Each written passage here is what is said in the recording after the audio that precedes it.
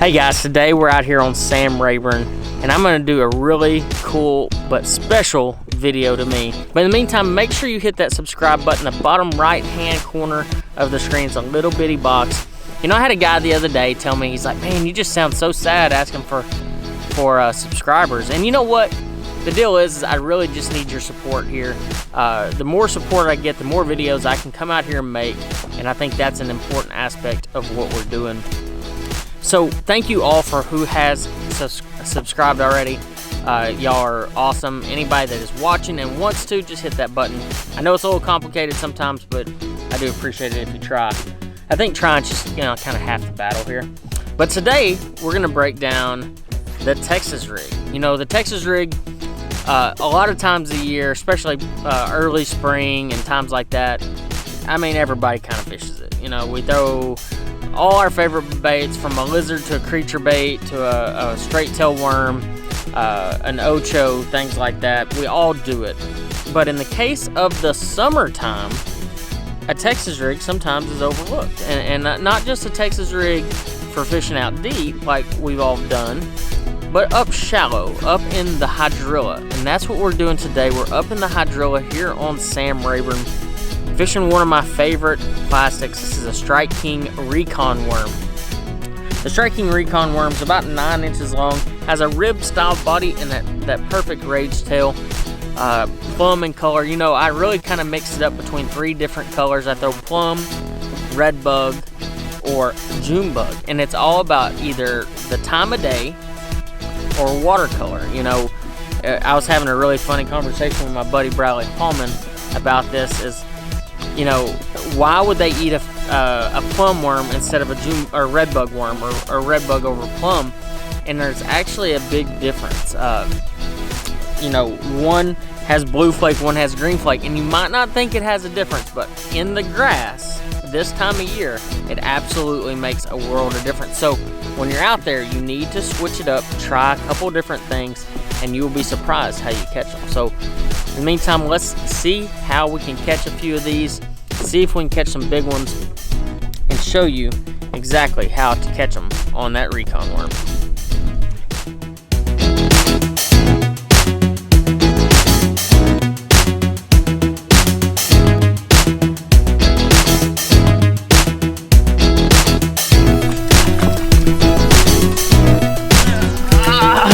Right there, check that out. That is a massive, massive bass right there.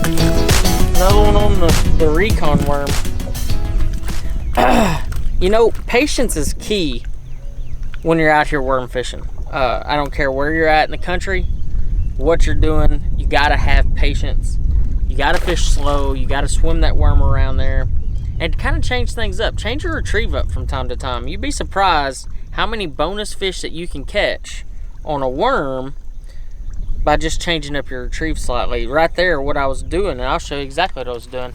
I cast my worm out there, okay, goes down, and right now we're up kind of in the grass. We're not on the edge of the grass, we're up in the grass, and I was actually kind of hopping it, like kind of shaking it to the top of one of those mats, and that's when that fish struck. And that's and paying attention to those little details when you're on the water will get you those bonus bites from time to time. And that's exactly what I did there. Is I'm hopping it up, letting it drop, hopping it up, letting it drop. And with that Recon worm, basically the worm's going to do all the work for you. All you got to do is shake it up there, let it drop. You don't have to sit there and drag it real slow or do anything like that. Sometimes you just need to let the worm do the work for you. And that's exactly what happened in that situation. I'm gonna give you a little breakdown of the anatomy of the summertime Texas rig. Now, I'm not gonna break down every Texas rig and every bait that you need to throw on a Texas rig all times of the year, because that video would be like a day long. Like, I mean, it'd just be ridiculous. So today, I'm gonna tell you the gear first. I'm just using a 7-foot Pro TI medium heavy rod. This is just my worm rod. It's super, super sensitive. I can feel even the lightest of bites. 15-pound test Strike King tour grade fluorocarbon, 7.5-to-1 gear ratio reel. You know, just my worm fishing setup. This is my worm fishing setup, especially around grass. But today I'm throwing the Recon worm, you know, and you don't have to specifically throw the Recon worm if you don't want to. There's a lot of other ribbon tail worms out there that are really, really good. I just like the Recon worm. I actually like that it has that ribbed style body to it. This thing is super soft.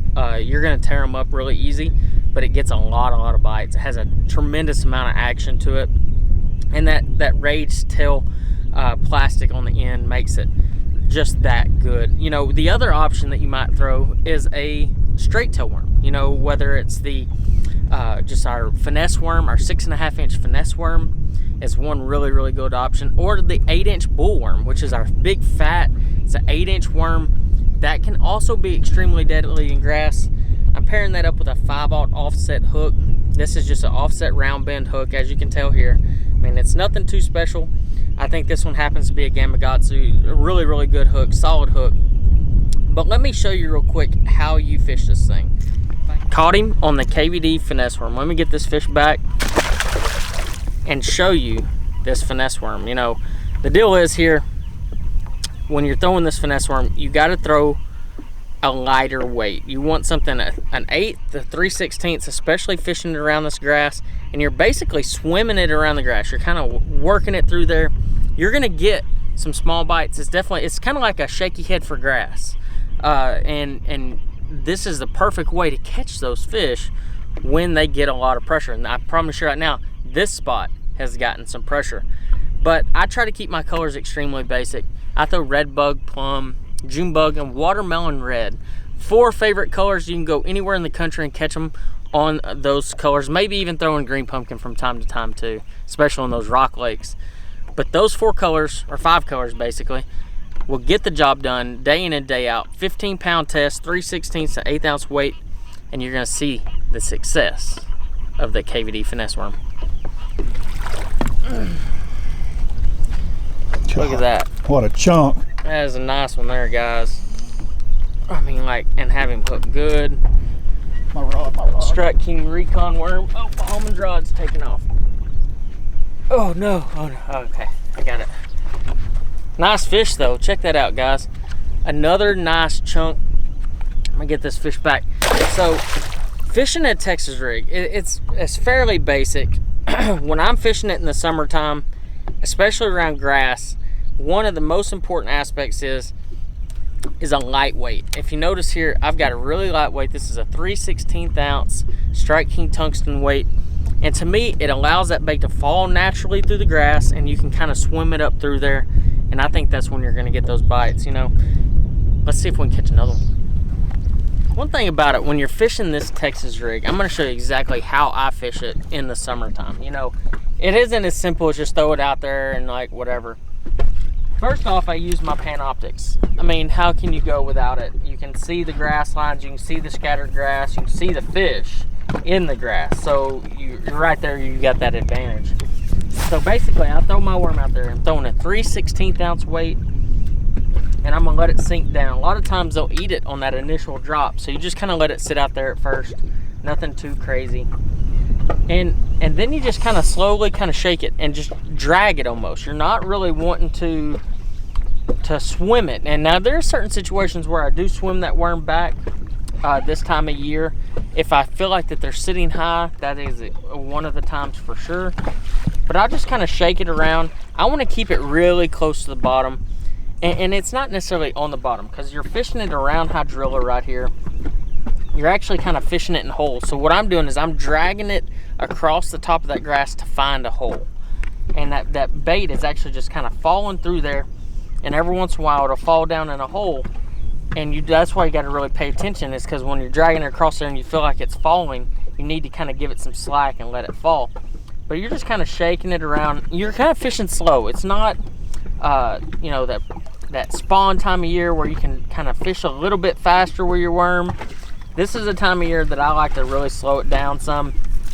Fall rate becomes an important aspect of it. But, I mean, basically, you're just fishing this worm, dragging it around, and they will knock the absolute fire out of this thing. And sometimes you're going to backlash. That's just part of it. You backlash sometimes. When you're throwing that real lightweight big worm, it kind of catches the wind really, really well. and it causes that backlash. So just kind of get used to it. It's just part of the game. But yeah, guys, this is a phenomenal way to catch fish, and you can kind of translate this to a lot of different places. Grass is just one aspect of it. You can fish around docks the exact same way. That ribbon tail style worm is extremely effective once you hit that post spawn time period. That action is really good, but on those days when it gets tough, don't forget that 6.5 inch finesse worm or that bull worm, and you'll put a lot of extra fish in the boat. Thank you guys for watching another episode of Andrew Upshaw Fishing. I hope you learned how to catch them on this 10-inch worm. Hey guys, great time. Thank you again for subscribing, and we'll see you down the road.